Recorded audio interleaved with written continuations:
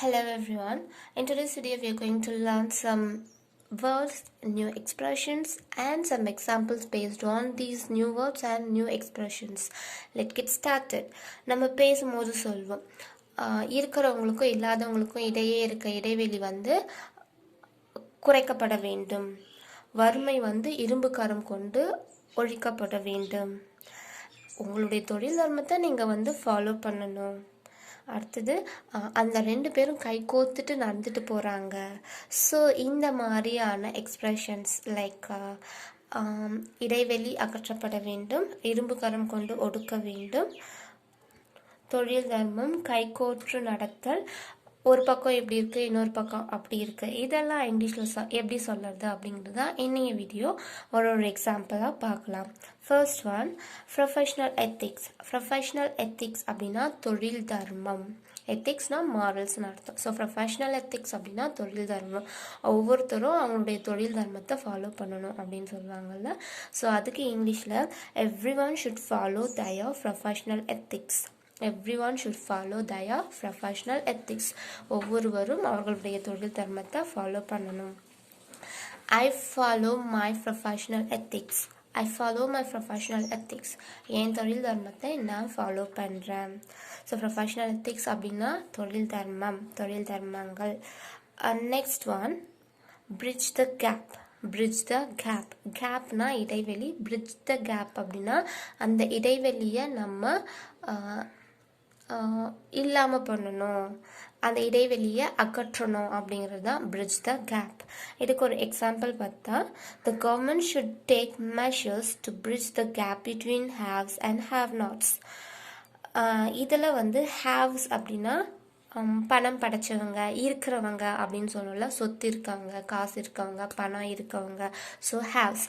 Have knots அப்படின்னா பணம் இல்லாதவங்க, ஹேவன்ஸ், பணம் இல்லாதவங்க, காசு இல்லாதவங்க அர்த்தம். ஸோ இந்த சென்டென்ஸுடைய மீனிங் என்னென்னா, கவர்மெண்ட் வந்து தேவையான மெஷர்ஸை கண்டிப்பாக எடுக்கணும். எதுக்காகனா, to bridge the gap between haves and have knots.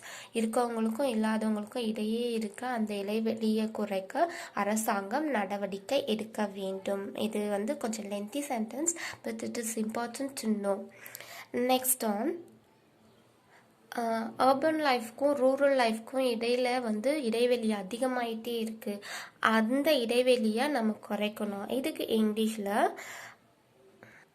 the gap between the urban life and the rural life must be bridged. The gap between the urban life and rural life must be bridged. அப்படின்னா urban லைஃப்க்கும் rural லைஃப்க்கும் இடையில் இருக்க அந்த இடைவெளியை வந்து நம்ம இல்லாமல் பண்ணணும். டு பி பிரிட்ஜ் அப்படின்னா கேப்பை இணைக்கணும், கேப்பை ஃபில் பண்ணணும் அப்படின்னு அர்த்தம்.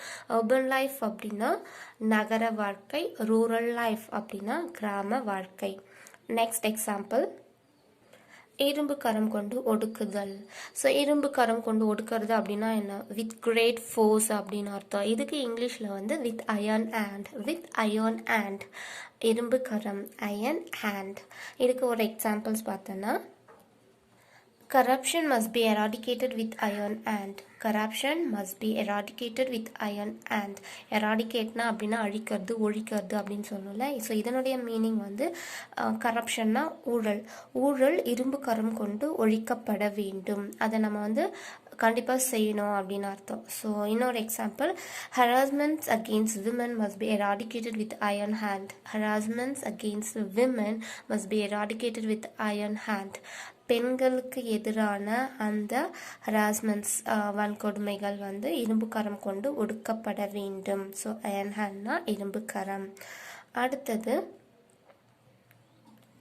in one hand on the other hand. in one hand on the other hand. இதுவும் வந்து ஒரு ஃப்ரேசஸ் அப்படின்னே வச்சுக்கலாம்.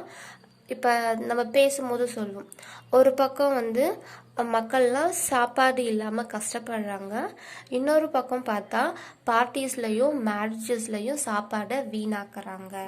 ஸோ இது சொல்லல, ஒரு பக்கம் கான்ட்ராஸ்ட் சொல்கிறதுக்கு தான் இந்த ஒன் ஹேண்ட் அந்த அதர் ஹேண்ட் யூஸ் பண்ணுவோம். இன்னொன்று நல்லா புரிய வச்சுன்னா, ஒரு பக்கம் வந்து மக்கள் தண்ணிக்காக ரொம்ப கஷ்டப்படுறாங்க, இன்னொரு பக்கம் பார்த்தா கார்ப்பரேட்ஸ் வந்து போர்வெல் போட்டு நிறையா தண்ணியை உறிஞ்சி எடுத்து அவங்களுடைய கார்ப்பரேட்காக யூஸ் பண்ணிக்கிறாங்க. ஸோ கான்ட்ராக்ஷனை 2 கான்ட்ரடிக்ஷன்ஸை சொல்லும் போது இந்த அந்த other hand one hand use பண்ணுவோம். இதுக்கு ஒரு எக்ஸாம்பிள் பார்த்தா, in one hand people starve without food, அந்த other hand it is wasted in parties and marriages. In one hand, people starve without food. On the other hand, it is wasted in parties and marriages. ஒரு பக்கம் வந்து மக்கள் சாப்பாடு இல்லாமல் கஷ்டப்படுறாங்க, இன்னொரு பக்கம் கல்யாணத்துலேயும் பார்ட்டிஸ்லேயும் இது வந்து வீணாக்கப்படுது. So it stands for food here. இல்லை food is wasted in parties and marriages அப்படின்னே நம்ம போட்டுக்கலாம். இன்னொரு எக்ஸாம்பிள் பார்த்தா, ஒரு பக்கம் கவர்மெண்ட் வந்து நம்மளை மரங்களாம் வளங்க அப்படின்னு சொல்லிட்டு, இன்னொரு பக்கம் வந்து அவங்களே மரத்தை வெட்டுறாங்க. இது இங்கிலீஷில் எப்படி சொல்லலாம்னா, இன் one hand government ask us to plant trees, on the other hand they themselves cut the trees. ஒரு பக்கம் வந்து கவர்மெண்ட் நம்மளை மரம் வளர்க்க சொல்கிறாங்க, இன்னொரு பக்கம் அவங்களே மரத்தை வெட்டுறாங்க. இதுதான் இதனுடைய meaning. Next example, go hand in hand, go hand in hand. இந்த உதாரணம் இதனுடைய மீனிங் என்னன்னா, கை கோர்த்து அப்படின்னு அர்த்தம். இதுக்கு 2-3 மீனிங் இருக்குது. இப்போ கை கோர்த்து நடக்கணும், உன் கூட கை கோர்த்து நடக்கணும் அப்படின்னு சொல்லுவாங்க. அந்த புதுசாக கல்யாணம் ஆனவங்க கை கோர்த்து நடக்கிறாங்க, இதுக்கும் ஹேண்ட் இன் ஹேண்ட் தான் யூஸ் பண்ணுவோம். இன்னொன்று வந்து 2 பேரும் இணைஞ்சு செயல்படணும் அப்படின்னு சொல்கிறதுக்கும் ஹேண்ட் இன் ஹேண்ட் தான் யூஸ் பண்ணுவோம்.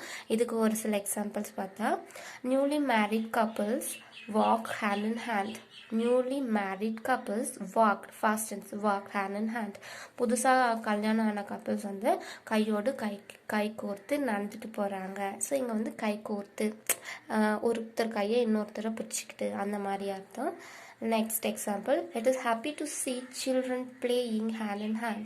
It is happy to see children playing hand in hand. இப்போ வந்து சம்மர் ஹாலிடேஸ்லாம் இருக்குது. அப்போ சம்மர் ஹாலிடேஸும் இல்லை, கொரோனா ஹாலிடேஸாகவே 1 இயராக இருக்குது. அப்போ வந்து சில்ட்ரன் எல்லாம் நல்லா ஜாலியாக கையோடு கை கோர்த்து விளையாடுறாங்க. ஸோ அதை பார்க்கறது ரொம்ப சந்தோஷமாக இருக்குது. இதுதான் இதனுடைய meaning. It is happy to see children playing hand in hand. Next example, ஒருத்தவங்க இன்னொருத்தவங்களோட இணைஞ்சு செயல்படணும், அதுக்கும் வந்து இந்த ஹேண்ட் இன் ஹேண்ட் தான் யூஸ் பண்ணுவோம். இதுக்கு ஒரு எக்ஸாம்பிள் பார்த்தா, the government and the people should work hand in hand to build modern India. இதுக்கு மீனிங் என்னென்னா, அரசாங்கமும் மக்களும், இல்லை இங்கே பப்ளிக் கூட யூஸ் பண்ணலாம், அரசாங்கமும் பொதுமக்களும் ஒன்றோடு ஒன்று இணைஞ்சி மாடர்ன் இந்தியாவை உருவாக்குறதுக்கு செயல்படணும். இன்னும் எக்ஸாக்டாக சொன்னால், மக்களும் அரசாங்கமும் ஒன்றோடு ஒன்று இணைஞ்சி வேலை செஞ்சு மாடர்ன் இந்தியாவை உருவாக்கணும். இதுதான் இதனுடைய மீனிங்.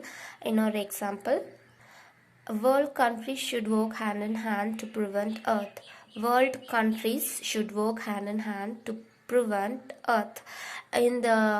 இந்த பூமியை பாதுகாக்க உலக நாடுகள் ஒன்றுடன் ஒன்று இணைந்து செயல்பட வேண்டும். So I would like to walk with you hand in hand அப்படின்னா, உன் கூட கை கோர்த்து நடக்க நான் ஆசைப்படுறேன் அப்படின்னு அர்த்தம். ஸோ இன்றைக்கி நம்ம நிறைய expressions like iron hand, hand in hand, in one hand, on the other hand, professional ethics அப்படின்னு பார்த்துருக்கோம். இன்னொரு எக்ஸாம்பிள் உங்களுக்கு நான் இந்த ஹேண்ட் இன் ஹேண்ட் வச்சு சொல்லிடுறேன். Physical health and mental health go hand in hand. Physical health and mental health go hand in hand. இதனுடைய meaning என்னென்னா, ஃபிசிக்கல் ஹெல்த்தும் மென்டல் ஹெல்த்தும் ரெண்டும் க்ளோஸ்லி அசோசியேட்டட்னு அர்த்தம். ரெண்டும் ஒன்றோடு ஒன்று தொடர்புடையது. ஸோ நம்ம வந்து ஃபிசிக்கலாக ஃபிட்டாக இருக்கணும்னா மென்டலாக ஃபிட்டாக இருக்கணும். ஸோ ஃபிசிக்கல் ஹெல்த் இல்லாமல் மென்டல் ஹெல்த் இல்லை. So we should be very conscious of our physical health and mental health. I wish you should be physically and mentally be healthy. So that's all today's lesson. We'll meet in the next lesson. Thank you. Bye.